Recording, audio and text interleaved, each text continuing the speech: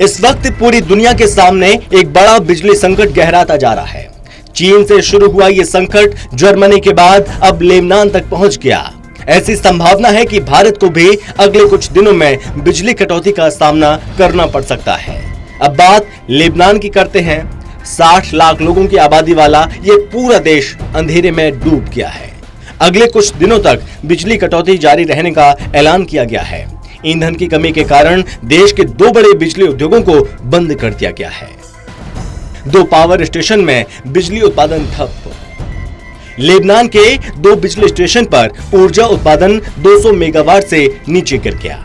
ईंधन की कमी के कारण लेबनान की कई फैक्ट्रियों को बंद कर दिया गया। इस कारण खाने पीने के सामान की भी कमी हो गई है। लोग कालाबाजारी के जरिए सामान खरीदने को मजबूर हैं। पेट्रोल पंपों पर भी गाड़ियों की कई किलोमीटर लंबी कतारें देखी जा रही हैं।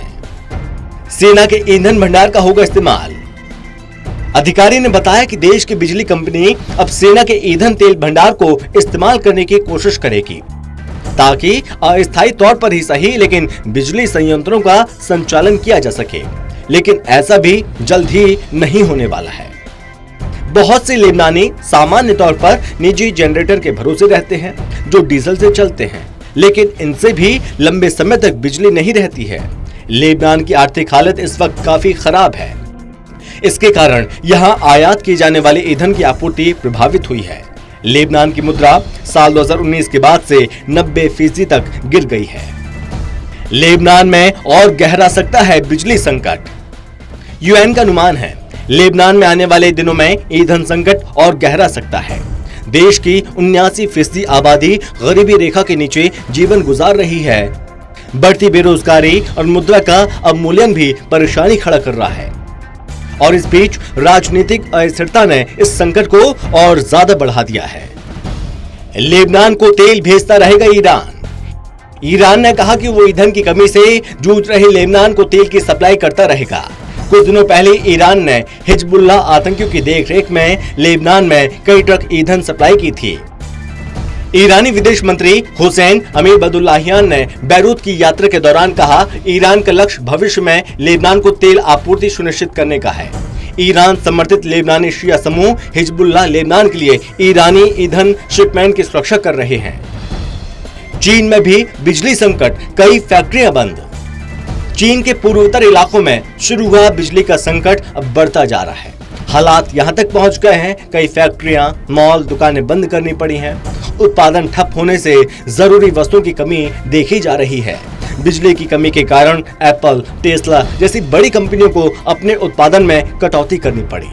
कोयले की कमी को पूरा करने के लिए चीन अब विदेश से तेजी से आयात करने पर जोर दे रहा है। भारत के कई राज्यों में बिजली किल्लत। भारत में भी कोयले से चलने वाले 135 पावर प्लांट में आधे से ज्यादा ऐसे हैं जहां कोयले का स्टॉक खत्म होने वाला है। इनमें से कई पावर प्लांट में केवल 2 से 4 दिन का स्टॉक बचा है। अगर ऐसा हुआ तो देश के कई हिस्सों में अंधेरा छा जाएगा और इनमें राजधानी दिल्ली भी शामिल होगी। राजस्थान और पंजाब के कुछ हिस्सों में बिजली की कटौती शुरू हो गई है। कोयला आधारित संयंत्र थर्मल पावर प्लांट की कैटेगरी में आते हैं। भारत में इस्तेमाल होने वाली बिजली की आपूर्ति 71% थर्मल पावर प्लांट के जरिए की जाती है। पावर प्लांट में क्यों हुई कोयले की कमी? ये संकट महीनों से बना है। दरअसल कोविड-19 की दूसरी घातक लहर के बाद जैसे ही भारत की अर्थव्यवस्था में तेजी आई, ठीक उसी रफ्तार से बिजली की मांग बढ़ी है।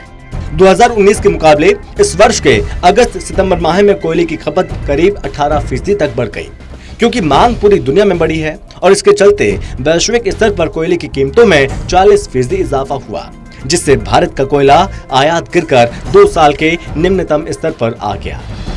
इंडोनेशिया से आने वाले कोयले की कीमत करीब $60 प्रति टन से बढ़कर अब $200 प्रति टन तक जा पहुंची है। भारत अपनी कोयला डिमांड का 30% देश के बाहर से पूरा करता है।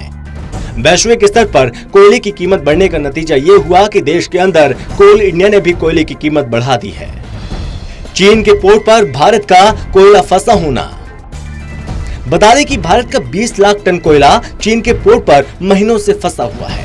ये कोयला भारत ने ऑस्ट्रेलिया से मंगवाया था। अपनी ऊर्जा जरूरत को पूरा करने के लिए भारत को इंडोनेशिया, ऑस्ट्रेलिया और अमेरिका से भी कोयले का आयात करना पड़ता है। भारत में कुल आयातित होने वाले कोयले का 70% ऑस्ट्रेलिया से आता है। दक्षिण भारत के बिजली घर झारखंड या फिर छत्तीसगढ़ से कोयला मंगाने के बजाय ऑस्ट्रेलिया से कोयला मंगाते हैं। भारत दुनिया का दूसरा सबसे बड़ा कोल इंपोर्टर है, जबकि इसके पास दुनिया का चौथा सबसे बड़ा कोल रिजर्व है। क्या होगा इसका प्रभाव? कोयले की घरेलू कमी को पूरा करने के लिए ज्यादा कोयले एक्सपोर्ट करना होगा। फिलहाल तो कोई ऑप्शन नहीं दिख रहा, लेकिन अगर संकट जारी रहता है तो उपभोक्ताओं को बिजली की लागत में बढ़ोतरी का सामना करना होगा। खुदरा महंगाई पहले से ही हाई है, क्योंकि तेल से लेकर खाने पीने सब कुछ महंगा हो गया। हाल के कुछ सालों में भारत का प्रोडक्शन पिछड़ गया, क्योंकि देश ने जलवायु लक्ष्यों को पूरा करने के लिए कोयले पर अपनी निर्भरता को कम करने की कोशिश की है। अगर स्थिति ऐसी ही रहती है तो एशिया की तीसरी सबसे बड़ी अर्थव्यवस्था पटरी पर आने के लिए संघर्ष करेगी, क्योंकि कोयले की कमी होने से सब कुछ प्रभावित हो जाता है। अभी ये तो साफ नहीं है कि मौजूदा स्थिति कब तक रहेगी। हाँ, ये जरूर हो सकता है कि मानसून के निकलने और सर्दी के आने के साथ बिजली की डिमांड कम होती है और इसलिए डिमांड और सप्लाई के बीच बेमेल कुछ हद तक खत्म हो सकता है। Special desk, total news.